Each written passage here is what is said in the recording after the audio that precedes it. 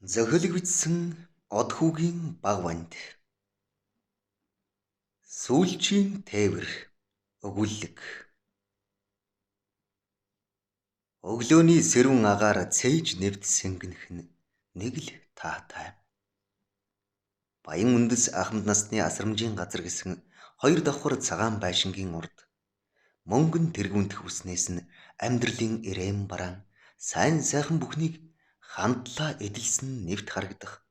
80 шүргэж яваа гэлтэй ясархаг бие, хонхоо чиргсэн нүд, үрчлээдсэн нүртэй том монхор хамар дээрээ жижигхэн хар нүдний шил эв хавгүйхэн тохож, чөрчгөр гартаа таяг атгсан нэгэн хээнцэр өвгөн анхаарлан сууна.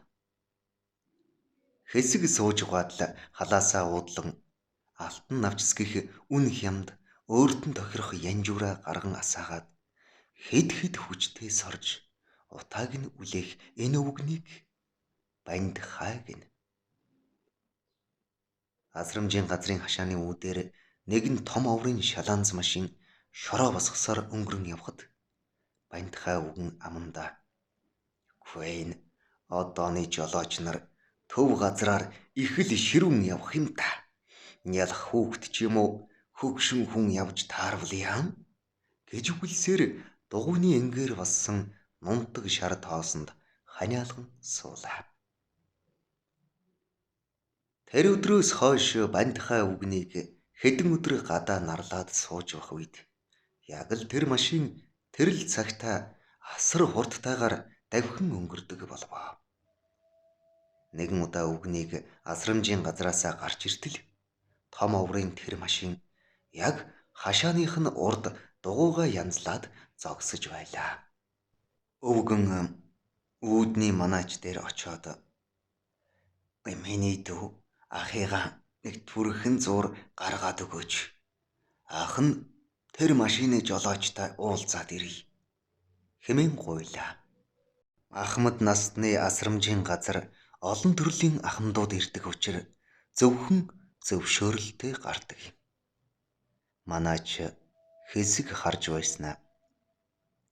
"За, та 30 минут л болно шүү" гэж анхааруулад гаргав. Өвгөн алхсаар машинд хүрвэл 30 орчим насны нэг залуу цаашаа харан дугуйтайгаа ноцолдож байлаа. Өвгөн ойртож очиод хоолой засан. "Сайн байна уу хүүхэ? Сайхан зусч байна уу?" гэж мэндмэдэв. Залууч эргэж харан төвөгшөөсөн янзтай. Сайн" гэж уцаартайхан хэлээд дугуйгаа янзалсаар байв. Өвгөн "За хөө минь чиний тэрэгч ганган юм аа" гэд инээмэр аятахад залуу дотроо худлаа магтаж байж архины хэд гурван төгрөг авдаг өвгөн л байна хэмээн бодоод юмч дуугарсангүй. Харин өвгөн цаашаа эргэж тамхиан гаргах зуураа "За машинаар ч гангараад байж болно. Харин чадвараараа л гангарах хэрэгтэй дээ" гэж хэлээд тамхиа асаалаа. Залуугийн уур игдүү хоёр зэрэг хүрч За таны сургаалыг сонслоо. Одоо номлож хансан бол эндээс явж үз. Би энд завгүй байна хэмээгээд гараараа зангав. Өвгөн "Хэд энэ одооны хүүхдүүд үү? Ганц дугуй задалж чадахгүй байж хаазалж давхих та сайн" гэж хэлчихэд цааш эргэлээ. Залууч уурлан босч ирээд "За ах хүү минь сонс. Хүн зүгээр байхад зүгээр холдож үзэн. Би танд огт гэм хийгээгүй шүү" гэд муухай харахад өвгөн буцаж иргэн газар байсан хоёр лопаткийг суун тусч шүүрээд өндөлөв. Залууч айсандаа арагш ухарч чиргүүлээ налан зогсов. Мэдрэл муутай өвгөнд хар төмрөөр цохиулчих бий гэж тэр дотроо боджээ. Тэгтэл өвгөн ч хажуугаар нь алхан өнгөрч дугуйн дээр очиод тал талаас нь сурм гэгч нь хэд хөшөөд л дугуйг яг залуу хүн шиг задалчих нь тэр. Ичсэн хүн хүн ална гэгчээр хөгшин өвгөнд мадлуулсан жолооч хэр халааснаас 10,000-ын дэвсгэрт гаргаж сарвайхад өвгөн нэг муухай хараад мөнгийг тоожч харалгүй алхсаар асрамжийн газар руугаа орчихно тэрэ. Залууч тухайн үедээ буруу зүйл хийснээ ойлгон гэмшсээр өнгөрсөн юм. Маргаашнаас нь залуу асрамжийн газрын үүдээр өнгөрөх бүрт өвгөн өнөөхөл сандал дээрээ сууж үзэгддэг болов. Залуу тэр зүг рүү зөөх ачаагаан дуусгаж эдсийн ирээсээ хийгээд буцаж явахдаа гинт өнөө өвгөнийг санан хүнийг ганц хайрцаг тамхич болтугай үгүй хэмээн бодоод асрамжийн газрын урд зогсоолд зогслоо. Кабинасаа буун урд байрлах хүнсний дэлгүүр орж өвгөний татдаг тамхинаас 2 хайрцгийг ойр зуурын чихэр гурилан боорцог ундаа зэргийн хамт аваад асрамжийн газрын үүдэнд ирлээ. Манаач залуу сайн байна уу? Та хэнтэй уулзах вүлээ гэж сонжингуу харжээ. Залууч хэсэг балмагдан би нэг өвөөтэй уулзах гэсэн юм. Нэг таяг тулсан цагаан сийрсэн бүрх малгайтай өвөө байсан санагдаж байна гэлээ. Манаач хэсэгхэн бодсноо. Баянтхай өвгөн байх нь. Та түр хүлээж бай. Манай настангууд өдрийн хоолндоо орж байгаа. Ингэхэд та яг юу нүлээ хэмээн асуулаа. Залууч ямар сайн танихгүй гэлтэй биш гэж бодоод би хуурай дүүн байгаамаа гэж төгдрөн байж хэлв. Энэ үеэр хоолны заалнаас манаачийн пүйтг рүү харж суусан өвгөн алгуурхан босч гадаалан өнөөхөл суудаг сандал дээрээ ирж суув. Манаачаас зөвшөөрөл авсан залууч алхасаар хажууд нь ирж суугаад сайн байна уу та? Намайг таньж байна уу? Хэд хоногийн өмнөх явдалд дүүгээ өршөөгөөрэй ах минь. Дугуй хагараад уучраа олохгүй бухимдж явсан юм гэд толгойгоо маажив. Залуугийн царайнд гэмшил тод харагдсан болохоор өвгөн ууж ирч гэмгүй дээ хүү минь гэмгүй. Уучлал гуйгаад ирнэ гэдэг чинь сайн хэрэг шүү дээ. Уур уцааргүй хүн гэж хаа байх вэ? Гол нь эргээд тайвширдаг, уучилдаг, нинжин сэтгэлтэй л байх хэрэгтэй гэд нүдний шилэн заслаа. Залуу авчирсан жаахан юмаа өвгөнд өгөхөд яах гэсэн юм хөгшин надад энд байхад уг нь юу ч хэрэггүй шүү дээ гэсээр авлаа. Тэр хоёр тухтай сууж танилцаад хэсэг яриа дэлгэв. Залууг самдан гэдэг ажээ. Тэрээр нэг хүний том тэрэг хөлсөөр байрдаг юм байх. Эхнэр хүүгийн хамт амьдардаг бөгөөд одоо эхнэр нь жирэмсэн гин. Өвгөн харин өөрийнхөө талаар нэг юм ярьсангүй. Тэд ийн хэсэг суугаад өвгөн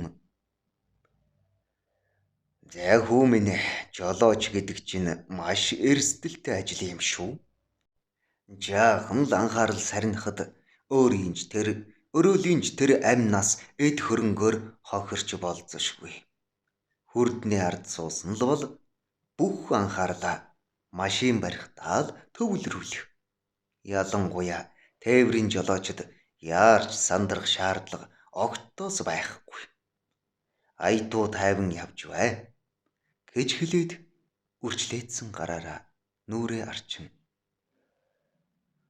Ахамч яах вэ? Хэдэн жил рүүл мушгсан болохоор баг саг юм гадралнаа. Айда тэгээд алсын замд уулсын оргил ширтээд явж байх шиг жаргал хаа байх вэ? Болдгсон бол ахаад нэг ч болов тэгж явах юмсан гэж хэлээд хоолой зангирв. Самдан ч өвгний дугуй задлахтаа тийм хурдан шалмаг байсны учрыг сая л ойлгож өвгөн жолоочийг бас хөө өрөвдөн сууснаа. Гүр нь яагаад ахаад явж болохгүй гэж та дургуйцахгүй бол надтай хамт явал та. Би маргааш өглөө баян үлгий гарна. Тэнд ачаа буулгах юм. Дүүгийнх нь тэрэгч тухтай шүү. Бараг л жижиг машин л гэсэн үг гэж хэлээд инээмсэглэн асуусан харцаар харав. Өвгний нүд нэг сэргэж ирснээ буцаад л дүнсэж санаа алдан. Хоолын замд өвгөн би чамд төвгөл болно бидтэй. Тэглээч ментхийн дарга удирдлагууд маань зөвшөөрөхгүй гэлээ. Өвгнийг ингэж хэлэхэд залуу өвгний ярианаас дарга гэдэг үгийг сонсоод за та наанаа сууж бай. Би нэг орчход ирье гэж хэлээд босоход өвгөн хэрэггүй дээ хөөмин гэж нэг үндэс хийснээ буудсан суулаа. Самдан ч додогч ороод хоёр давхарт гарч менежер гэсэн хаягтай модон бор хаалгыг зөөлхөн тогшоход ороор хаалга онгорхой гэж нэгэн эмэгтэй урайлгахан хэлв. Самданг хаалгаар орвол 50 орчим насны нэгэн авгай ширээний ард бичиг цаастай зууралдан завгүйхэн сууснаа түүнийг хараад гараараа занган суухыг урилаа. Самдан ч түшлэгтэй модон сандал дээр алгуурхан суугаад сайн байна уу та? Би тэр цонхоор харагдах машины жолооч угаамаа. Өдөө муу нуухаар сайн илчил гэдэг дээ. Би хэд хоногийн өмнө танаа энэ төвд байдаг Баянтхай гэж өвгөнтэй танилцсан юм аа. Сая тэгээд уулзалтаар өвөөтэй уулзаж ярилцж байгаад жолооч байсан гэдгийг мэдсэн юм л да. Ингээд менежер нэг хялам хийснэ. Тэгээд юу гэж хэмээн тун дурамчхан бовтнолаа. Самдан ч үргэлжлүүлэн тэгээд бид хамтдаа Баянтхай гуайн нутаглууныг хамт шур хийгээд ирье гэж ярьсан юм. Тэгээд танаас зөвшөөрөл хүсэж явнаа гэд жаахан төгдөрснийг эс тооцвол тунж зоригтойхон хэлээд авлаа. Менежер ч хэсэг бодол болон сууж байснаа. Чам тэгээд иргэний үнэмлэх, жолооны үнэмлэх чинь байгаа юу? гэж вэн. Самдан ч яаран гаргаж өглөө. Менежер тэдгэрийн карандж аваад өөрийн хан налуулан хэрэгтэн аятай зогсоож угаад зургийг сайн гэгчин дарж авав. Тэгснэ. Бид настангуудаа ар гэрийнхнээс нь өөр хүнд өгч явуулж болохгүй гэсэн дотоод журамтай. Гэхдээ яг чамайг хараад байхад сайн хүн шиг. Тийм болохоор бид итгэж боломоор санагдаж байна. Чиний бүх бич баримтыг чинь баталгаа болгон авч байгаа болохоор 7 хоногийн хугацаатай гараад ирж болно хэмээгээд нэгэн цаас гаргаж өгв. Түүний үүдний манаач залууд өгөөд гарч болно гэлээ. Самдан ч баярлан босч гар бариад гүйн гарав. Яар сар өвгөн дээрээ ирээд нөнөө бичгээ үзүүлбэл өвгөнч бас л их л баярлан хүлээж авлаа.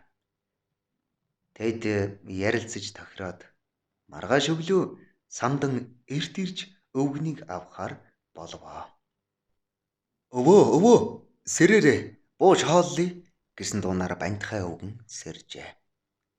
Тэд хотоос гарч нилээд явсаар элсэн тасархайн хаан бууз хэмээх зам зуурын олон машин зогсдог хоолны газарт ирсэн байхаач. Өвгөн Баянтхай саяхан л таяг тулсан хөгшин өвгөн алхаж ядаж байсан хүн тэс өөр болжээ. Байрж явсан таяга орхин яг л залуу хүн шиг кабинаас үсэрч буугаад явж байв. Үүнийг харсан самдан гайхан өвөө та зүгээр үү? Таяггүй явж болох юм уу? Хэмээн асуухад өвгөн хаалга хаангаа. Би чинь тээвэртэй явхлаар яг л ингээд залуу хүн шиг болчихдөг юм шүү дээ. Би хөнгөрөөд даралт тэнцвэржээд айд мөнч сайхан шүү гэсээр орох хаалга руу алхаад явчихав. Самданч тайвшран араас нь алхлаа. Тэд орж каснаас хоолоо авч нэгэн сул ширээн дээр туглаваа. Өвгөн Бидний залууд ийм сайхан газарч байдгүй байлаа шүү дээ. Бид чинь аймгийн төвд нэг аятайхан хоол идвэл идэнэ. Харин идэхгүй болвол кабин даал хоол ундаа зохицуулдаг байлаа шүү дээ. Гээд тааламжтай наргагүй инээмсэглэв. Самданч баяртай байлаа. Аав гүйсэнд оч тэрв түүнд энэ хүнтэй хамт байгаад л баймаар санагдана. Тэд хооллож дуусаад гарлаа. Өвгөн тамхиан татах зуураа. "Бадэн чиний энэ тэрэг чинь одоо юу гэдэг машин бэ хөө? Би иймэрхүү машинуудыг ерөнхийд нь шалаанзал гэж мэдээд байгаа юм.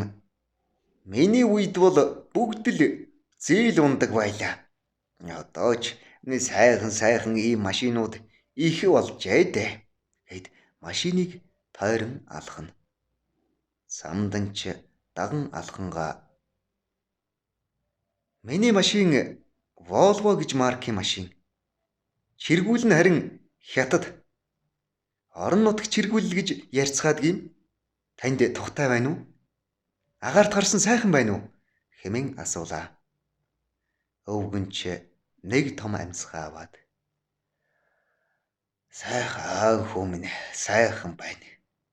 Хэдэн жил л ийм цэвэр агаар амьсгалсангүй шүү дээ.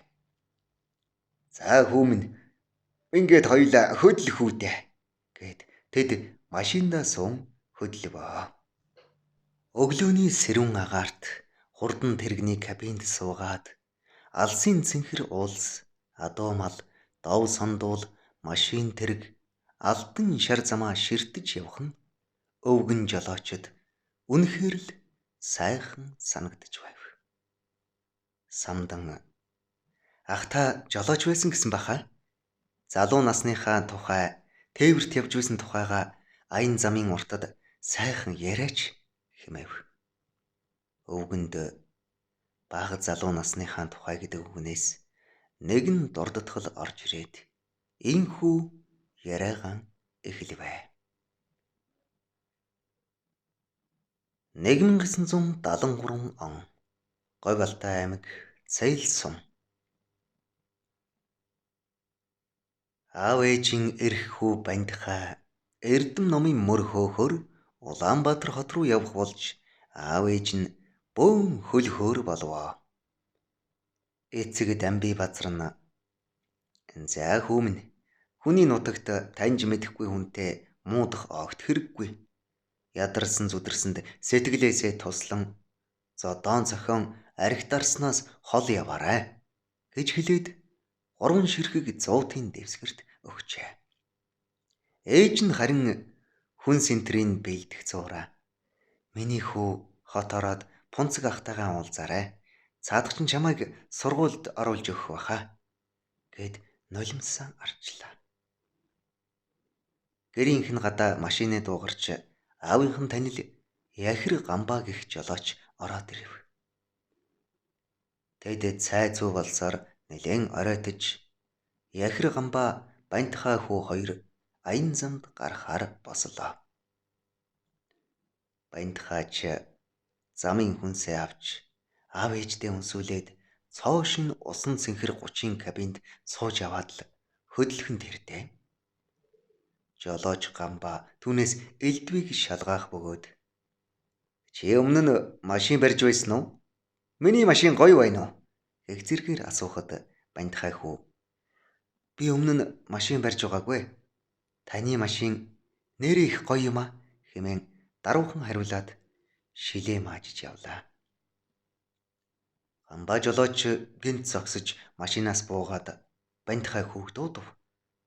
Хүүч бууж очивол жолоочийн суудлал руу заагаад "Ийшээ суу" гэлээ. Хүү жаахан гайхсан ч чимээгүйхэн хэлснээр нь хийлээ. Гамбаа жолооч нөгөө талаар нь суугаад машин жолоодох талаар эхнээс нь зааж эхлэв. Ийхүү Улаанбаатар хот ороход Бандихайч муухан жолоочоос дээр машин унд сурсныг Гамбаа жолооч сайшаан "За дүү минь, жолооч гэдэг бол мэрэгжил гэсэн үг шүү дээ. Чи сайн сурч чадвал Дээд сургууль сурсдаас ч илүү амьдрах боломжтой. Маргааш өглөө ахтайгаа хамт нэг газар руу явнаа хөө. Гэж хэлснээс хойш нэг жил өнгөрөхөд Баянтхай хүү жолооны дамжаагаан төгсч Гамбаахынхаа жилдэг баазад жолоочоор ажилд орж хол ойр хэд хэдэн ч удаа тээвэрт яваад авсан байлаа. Нэгэн өдөр Гамбаахан дуудаж "Зайхөө, дарга нар чамайг дандаа л зүүн аймагуд руу явуулаад байх шинжтэй. Ахаад л дорнд руу томилжээ. Гэхдээ зүгээр. Ахан дорнд явна. Харин чи миний оронд говь алтаан цээл рүү явна шүү" гэж хэлснээр Баянтхайн наран гарав. Сумдаа ачаагаа буулгаад гэрийнхээ гадаа бор ногоон 30 машинаараа сэнгэнт л давхисаар ирэхэд аав ээж хоёр нь нулимс дүүрэн хадаг модон тагштай сүү барьсаар угтжээ. Баянтхай өвгөн үргэлжлүүлэн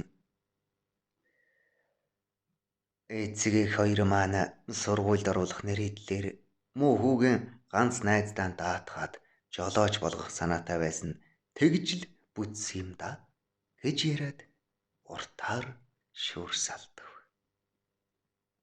Самданч яраг шимтэн сонсч "Айман бүх зүрхээ юу ч мэдэхгүй хүүхдээр машинаа бариулж л байдаг. Хэрвээ та тэр үед машин унд сураагүй бол яах вэ?" гэхэд өвгөн тамхи хасаанга "Яах вэ? Хэрвээ машин барьж сурахгүй бол нэг сайхан хот үзүүлчгээд буцаач хараа" гэж аав минь яхир Гамбаахад хэлснийг сүүлд сонсоод мих гомдож билээ гэд өвгөн хүр инээлээ. Самданч даган паржигнуулан инээв.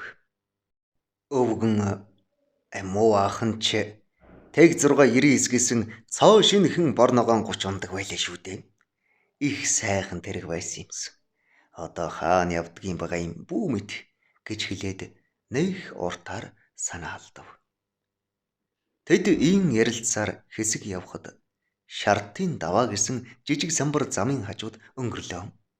Үүнийг харсан Самданч "За хоёлаа даваа өгсөөд бууж хөлөө нэг амраанга нэг гүүтэй айлаас айраг авнааха. Даваа гиснээс Баянтхайхаа. Алтай хангаан тэр өндөр даваанууд ч бас сүрдмээр айхтар шүү, тийм ээ?" хэмээн асуухад Баянтхайгаа зөөрмөлж байснаа цочин сэрж "Даваанууд уу? Даваанууд ч сайхан шүү, сайхан. Өвлийн хүүтэнд бүрч сайхан" гэд учиртай гэгчин инээмсэглэв. Энхүү өвгний нүдэнд тэр нэгэн хүйтэн өвлийн үйл явдал дурсамж дурддахал болон хөвөрч эхэллээ. 1982 он Завхан Аранхай аймагуудын зааг Солонготын даваа. Уул хадыг цочтол машины мотор нүргэлж олон эрс 1 2 3 гэж дуу нэгтгэх сонсогдож цаас бужигнаж цан хүүрэг савсана. Асар өндөр өв сачсан чиргүүлтэй зээл даваа уруудж яваад тоглоулчихжээ. Чиргүүл нь борхоовороо мултраад давааны уруу өнхөрсөн бол толгой нь замын тэг голд хажуугаараа унсан үзэгдэнэ. Үүнийг л татаж босгох гэж өвлийн хүүтэнд энэ олон эрс зүтгэцгээж байлаа. Аймгийн цагдаагийн цагаан өнгийн 69 дотор нэгэн цагдаа жолоочоос нь мэдүүлэг авч байх бөгөөд тэр жолооч нь Баянтхай байхаж. Баянтхай "Би үдээс хойш даваа уруудж явтал чиргүүл гинтхэн шарваад бараг хажуу талд гараад ирсэн. Би ч дотроо за ингээд л даваа руу нисж өгдөх юм байжээ гэж бодоод тоормзоо гიშгсэн. Тэгтэл машин минь шарваад бөөрөөрөө унчихсан. Аз ч юм уу, эд ч юм уу чиргүүл мултарч харин доош унаад машин минь тэгсгээ тогтлоо" гэсэн мэдүүлгийг цагдаагийн шинэхэн дэслэгч бичиж аваад "За, та машинаа босгож аваад аймаг ор. Баазын удирдлагууд чинь мэдэгдсэн байгаа. Тэднийг ирэхлээр чиргүүлээ аваарай" гэж хэлжээ. Аймгийн цагдан сэргийлэх гэсэн хаягтай 3 давхар цагаан байшингийн нэгэн өрөөнд эрэгтэй хүний бухимдуу дуу хадна. Яаж гсэн жолооч гэхээр ийм байдгийн бэ? Гамба, чи энэ дүүгэн хар. Яхирлэг нь хэнийгээ тийм болохгүй яасан чи аа? Цаан чин зууданд нэрвэгдсэн сумын дарга баазын утас амраахгүй залгаад байна. Одоо ардаас өвсдөө машин ирж байгаа. Тэрний жолоочтой та хоёр яваад буулгаж ир. Баазынхаа асуудлыг бааздаа шийдэнц. Хэмээн самнахад Яхир Гамба Бантхай хоёр ааштай даргынхаа өмнө гөлөлцөн зогсож байлаа. Бантхайхаа та ядарч байвал хойд орон дээр ороод унтаж болно шүү гэсэн самдангийн дуунаар өвгөн дахин сэрлээ. Зуны айгам халуун дунтаад сэрсэн өвгөний толгой ихэд өвдсөн байв. Самдан за ах минь одоо 30 км явчих болж Баян хонгор орлоо доо. Гадаач халуун гэж тамтаггүй байна шүү. Ядж байхад миний энэ тэрэг кондишн жаахан муу үлээгээд байдаг гэд хөлсөн арчлаа. Өвгөн ч энгэрийн гарманаас алчуур гаргаж ирэн хөлсөө арчаад. Халуунч гэж найгүй байна. Гэхдээ гайгүй. Энэ жолооч хүн чинь тэгээд халуунд нь халж хүйтэнд нь хөржил явсаар сүулдэ сурчдаг юм дөө. 1985 оны 100 юм да. Аахан тэр 100 ч да бараг л үхэнгээ шахаж билээ. Гэд яриагаа үргэлжлүүлв. 1985 оны 100 Өмнөгөв аймаг. Баазын ахмад жолооч нар Чех улс руу амралтаар явсан үе таарч залуу жолооч нар амралтгүй зүтгэж байлаа. Урд шөнө дархнаас орж ирсэн Бантхайг маргааш өглөөнө гэхэд сумын төвийн шин дотуур байрны барилгын материал ачуулаад Өмнөговын нэгэн сум руу цөлчгөн тэрэ. Нэг өдөр нэг шөнө яваад л хүрчгэнэ гэж тооцоолоод замын хоол хүнс том баг авч гарчээ.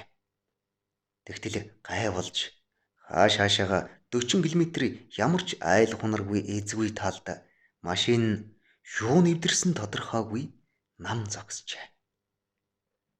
Зуны халуун өдөр эцэж цуцтлаа машинтайгаа ноцолдоод авч гарсан хамаг усаа уухын ууж толгойгоо норгохоор нь норгоод дуусгажээ. Сүүлдээ бүр тамирдан машиныхаа сүүдэрт гуцаа дэвсээд хэвтээд өгөв. Бантхай нам унтжээ. Цээж нүцгэн хэвтж байсан түүний бие дээгүүр амтан гүөх шиг болоход цочин өндийхтөө машина мөргөжөв. Уурлагч биш, инээгч биш болоод байж байтал гарын сарвын чиний аалз шиг шар амтан хөл доор нь байж байлаа. Хайсан Бантхай огл өсрөн босч машиндаа суугаад сая нэг санаа намрав. Төр засгийн барааг баазынхаа машинтаа хаяад ус хайгаад явчихж болохгүй. Дээр нь энэ эзгүй говьд хаанаас нь ч гэж ус хайх билээд. Хэтэрхий их цангаснасаа болж уруул нь омголдож хатаад нүд нь гархлан хоёр хонжээ. Энэ хугацаанд машинаас авах гэж төрөл бүрээр үдсэн ч тусыг эс олов. Сүүлдээ ходоод нь өвдөж олон цагаар цангаснаас хоолой нь хатаж аргаад залгихч шүлсгүй болов. Ядж байхад энэ замаар нь ямар ч машин явахгүй юм. Энэ үед баазаас ачаагаа нэхэж сумын дарга хэд хэдэн удаа уцтваа. Эвдэрснээс зайлахгүй гэсэн онж тавьсан сумын дарга маргааш өглөө нь сумынхаа захиргааны фургоноор өмнөөс нь тосон хөдөлжээ. Ийхүү Бантхайг өлсөж сангаад хатаж өгтгийн даваан дээр сумын дарга болон сумын уурын зуухны галж захиргааны жолооч нарын 3 хүн түүнийг олж аймгийн эмнэлэгт хүргэжээ. Энэ одооны тэрэгнүүд сайхан юм аа. Заманч сайжирч хэмээн Бантхай өвгөн саймшраад самдан өд харлаа.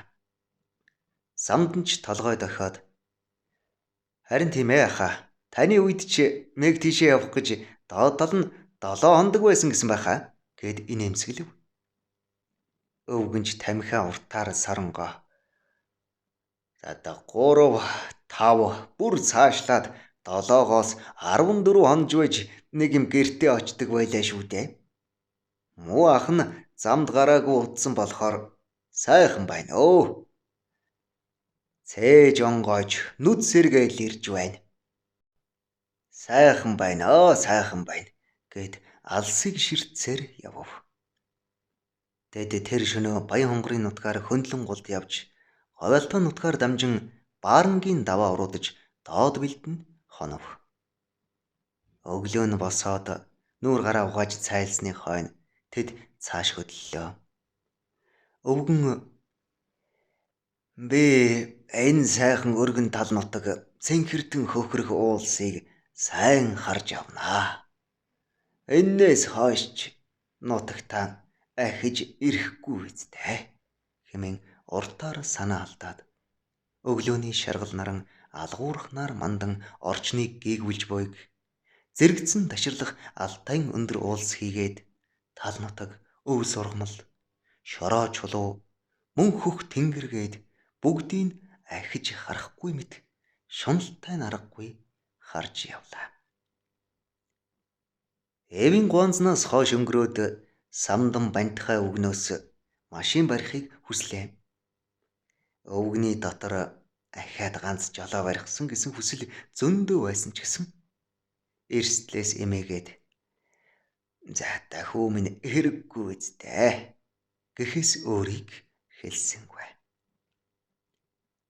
Тэд ийхүү явсаар Ховд аймгийн Дарив сумд ирж хооллоод цааш хөдлөв. Тэгтэл самдангийн утас дуугарлаа. Эхнэр нь ажээ. Самдан байна уу хайрт минь? За хүү та хоёр минь юу л хийж байна да? Өө хайр нь яах вэ? Явж л байна. Бантхайгаа юу? Дажгүй. Би энэ зүгээр. Байна уу? За хараа сүлжээ унаад байх шиг байна. Явж угаад ярий гэж хэлэн удсаа тасаллаа. Самдан би эхнэртэй таны тухай хэлчихсэн байгаа. Тэгээд л таны би яаж байна гэж асууж байна. Гэхэд өвгний гайхаж сонцсон харц тогтун тайвнаар солигдлоо. 1990 он Улаанбаатар хот. Хотын төвөөс нэлээд зайдуу гэр хорооллын нэгэн хашаанд бантхай машин доогроо орж энтрийг янзлахын янзалж, солихын солин, тасралтгүй ажиллах авч түүрдэх юмгүй бөөцгөнөн. Хашаанд байх 2 давхар модон байшингаас "Аав, цайгаа уу" гэж нэгэн охин хашгирлаа. Бантхайч гадаах гоожролт гарныхаа тосыг угаагаад халтайж анх ямар өнгөтэй байсан мэдгэдэхээ болсон комбинзоноо үүдэнд тайлж орхиод яран гэртээ орлоо. Ширээний ард зураг зурд суугаа охиноо үнсэж дөнгөж ой хурч буй хүүгээ тэрвэрч үнэрлээд эхнэрээ үнсэж ширээний ард суугаад "За та хэдээр минь сони юу байна да?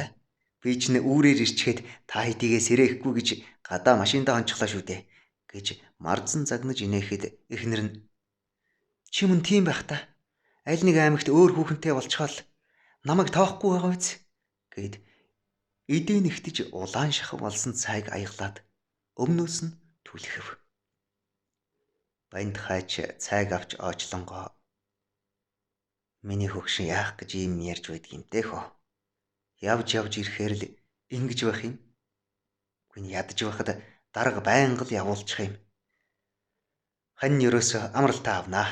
Нутаг явъя. Тэхүү" хэмээн гуйж суулаа. Тэгтэл гаднаас яхэр гамбаа ах нь орж ирээд бантхан эхнэр юмжиртай мэд мэдээд бантхад хандаж "За чи яачих ваа?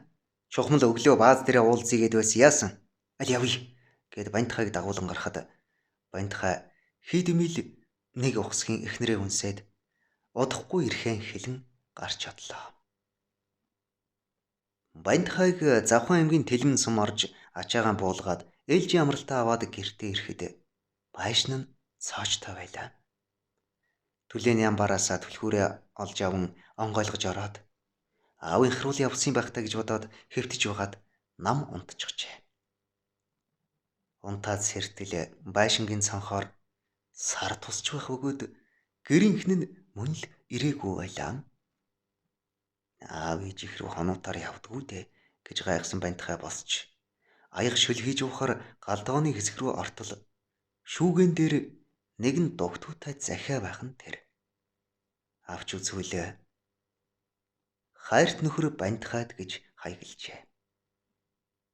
Үүнийг харсан бантхай арайч үгүй байлгүй дээ гэж бодоход голд нь нэг юм тэгэлжгээд болж өгсөнгүй. Захиаг онгоолгож уншвал сайн байна уу хайрт минь? Чамд энэ захиаг унших өдрийн мэнд хүргэе. Би чамтай хамт 10 жил амьдралаа. 10 настай том охин ой хүрхгүй хүү хоёроос өөр дээшилж дэвдсэн юм огтоос гарсангүй. Анхандаа миний нөхөр жолооч гэж их л бахархдаг байлаа. Сүүлдээ хүний тамир тасарч хүлээлт маань цөхрөл болдгийм билээ. Эмэгтэй хүнд хамт байх хань хэрэгтэй болохоос мөнгө олдгол байвал хамаагүй нэрний бөглөөс хэрэггүй байдгийм байна. Чи ядаж бид гуравт нэг сар чадахгүй зарцуулж үзээгүй шүү дээ. Төмөрнөөс төрж боолтноос бүтсэн юм шиг ажил машин гэдэг байсан чинь би үнэхээр гомдож байна. Одоо бид гурав биднийг илүү их хайрлах хүн лүү явлаа. Сайн хантай уулзраарай. Баяртай. Юмжираас 1990 оны 6 сарын 15 гэсэн байхыг уншаад амьдрал нь хөмрөх мэт нүдэнд нь нулимс бүрхэн орчлон харанхуйлах шиг болов. Бороо орж аянга цахилгатай зэрэгцэн хүчит моторын дуу нүргэлж бантхай хашааны хаалгаач хаалгүй хадмынхаа гэрлүү хамаг хурдаараа давхилаа. Байрных нь гадаа ирж зогсон шатаар 5 давхар руу гүйж гараад хаалгын тогшвол нэг жаахан охин хаалганы цаанаас "Хинбэ?" гэхэд охиноо байна гэж ихэд баярлав. Тэгтэл хадам аав ээж хоёр нь байраа 3 сарын өмнө залуу хосуудад зараад нүүсэн байжээ. Энэ бүхнийг сонсоод эхнэр юмжирийнх нь хэлсэн үг үнэн юм шиг бодогдоход бүрч илүү сухалдав. Найз нөхөд ах トゥ унараас нь эхнэрээ асуувал мэдэхгүй л гэх ижилхэн хариултыг авч нэг найзаар нь бүр эхнэрээ алдчихад сургалж явдаг арчаагүй ч ир бол доо гэж шоолуулаад амжлаа. Эхнэр хүүхдүүдээ хайж олон хоног явсны эцэст гэртээ ирээд гатаах сандал дээр тамхи татан дэлгүүрээс авсан ганц шил архиа дуртай дургүй ууж суутал хажуу айлын эмгэн хашааны хаалгаар орж ирээд хажууд нь сууж "Юу болов хөөмн? Цаад юмжир чинь яваад өгөө юу?" гэд харц буруулахад бандхай гайхсхийн "Та яаж мэдж байгаа юм? Цаадах чинь мудууг нь үнсэнд хайсан шалц шиг л орхиод 7 хоног сураггүй байна да" гэж хэлээд хэнгэнтэл санаа алдав. Эмгэн "Их чинь мэднэ. Одоогоос 4 билүү 5 жилийн өмнө танахаар нэг нярвч билүү нягтланч билүү харахгүй эргэлдээд байсан юм. Эмэн чи яхав анхандаа та хоёрын нэгнийх нь ах дүүс танил садын юм болов уу гэж бодоод л тоосонгүй. Тэгтэл нэг ирээд явхдаа танаа эхнэрийн уруул дээр үнсээд явхад л байдал бишдсэн гэдгийг ойлгосон юм. Тэгээ чамд хэлъя юу гэж бодож байснаа. Энэ юмжирийг ухаарад болчих юм болов уу гэж хүлээж байсан минь том алдаа боллоо.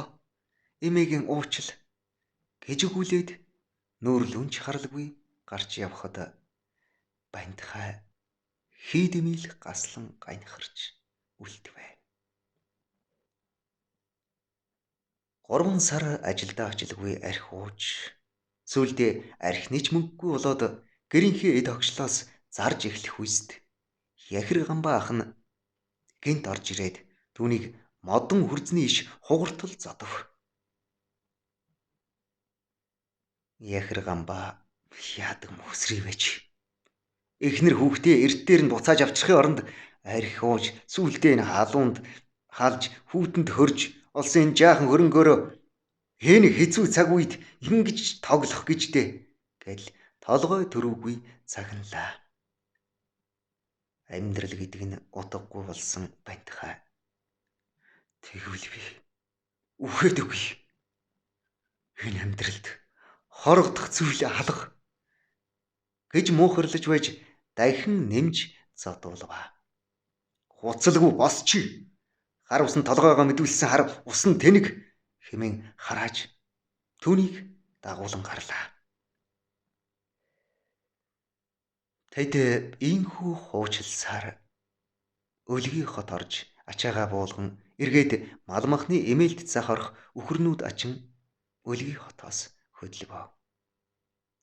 Самдан тэгээд ахаа та тэр цагаас хойш эхнэрээ хараагүй юу гэж хулган зөөлнөөр асуухад бантхай хөгшин хараагүй хүү минь хараагүй гэж уртаар санаа алдан өгүүлсэн юм. 2004 оны 7 дугаар сар.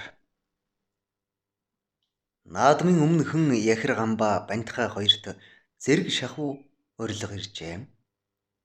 Урилга дээр эрхэм хүндэт бантхай таныг ав тээврийн салбарт оруулсан хувь нэмрийг өндрөөр үнэлж Монгол улсын хөлмөрийн баатар цал олгохоор шийдвэрлсэн тул 2004 оны 7 дугаар сарын 8-ны өдөр төрийн ордонд хүрэлцэн ирэхийг урьж байна гэсэн бол гамбаа ахын харин алтан гад содонгоор шагнахаар урьжээ.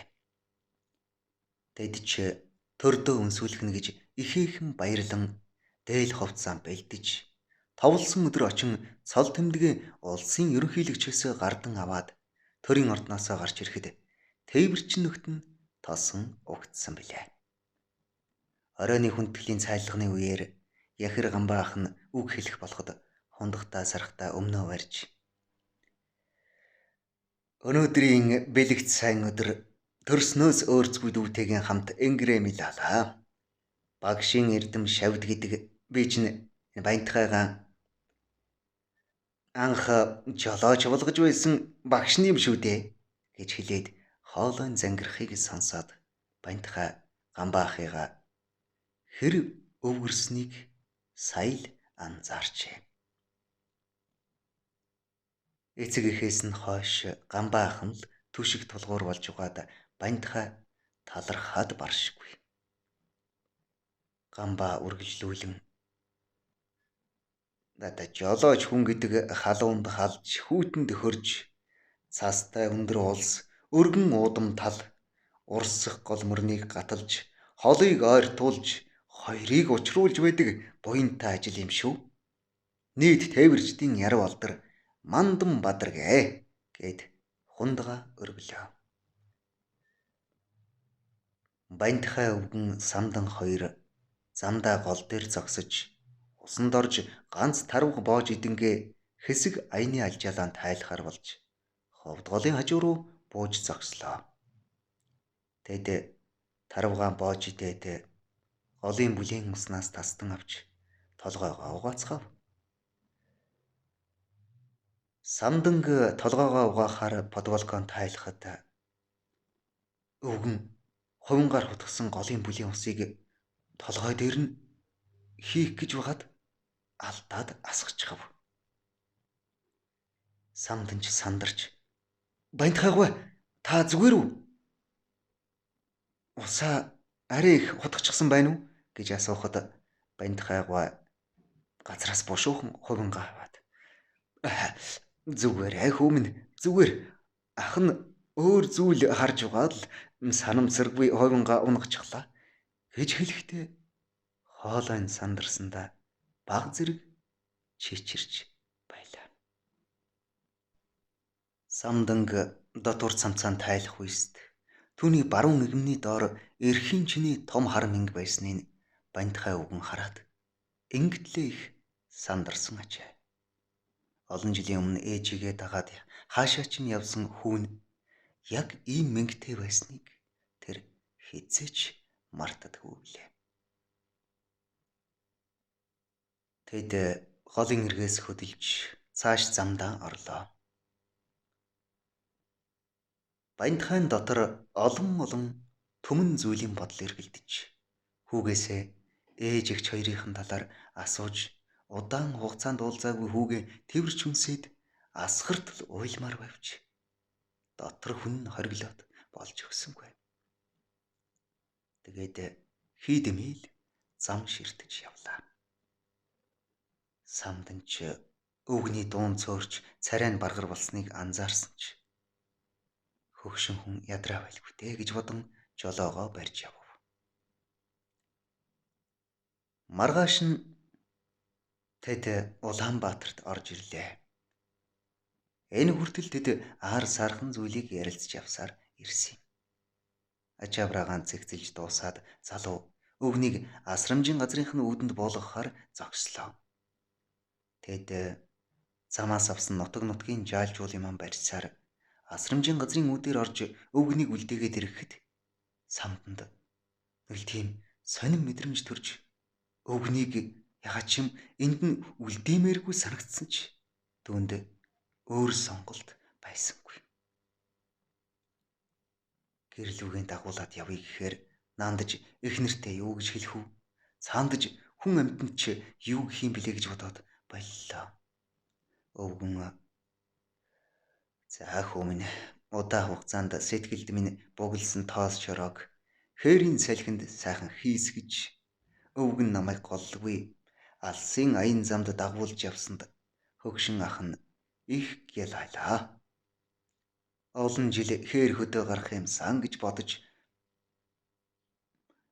гансарч явсан надад чи их буян боллоо. За одоо ингээд хөдөлтөө гэж хэлээд духан дээр нь үнэрлэв. Тэгээд эхнэр чинь санаад хэцүүдж байгаа биз дээ гэж хэлээд инээмэр аятахад хоолойн гүн зүрхний уг хоёрт нь хүүгээсээ салмааргүй асар их хүсэл цугалзан байсныг хүү самдан нь даанч анзаарсангүй. Самдан гэртээ очиод эхнэртээ өвгнийг гэртээ амьдруулах талаараа хэллээ. Харин эхнэр нь дургүй байсан ч самдан 7 хоног дуугаа хурааж басгүй аргадан гуйж эхнэрээ зөвшөөрүүлсэн боловч оройн түүний эхнэр төрхөн өвдөлт өгч тэд эмнэлэг рүү яаран явжээ. Түүний эхнэр тэр шөндөө төрж хөөхөн хүүтэй болсноор нялх биетэй эхнэр няраа хүүхдийн гисээр сарын гам барьж дууссаны дараа самдан Баянтхай өвгнийг авахаар асрамжийн газарт ирэв. Харамсалтай нь Баянтхай өвгөн хөдөө явж ирээд л ердөө 2 хоногийн дараа шөнө унтаад ахиж сэрээгүй гэнэ. Энэ мэдээг дуулсан самдангийн нүдний нулимс өөрийн ирэхгүй мэлмэрсээр асрамжийн газраас гарсан юм. 4 жилийн дараа нэгэн зуны өглөө самданг ажлаас нь дуудаж хот дотор төмрийн хаягдал зөөх ажилд явуулахаар болжээ.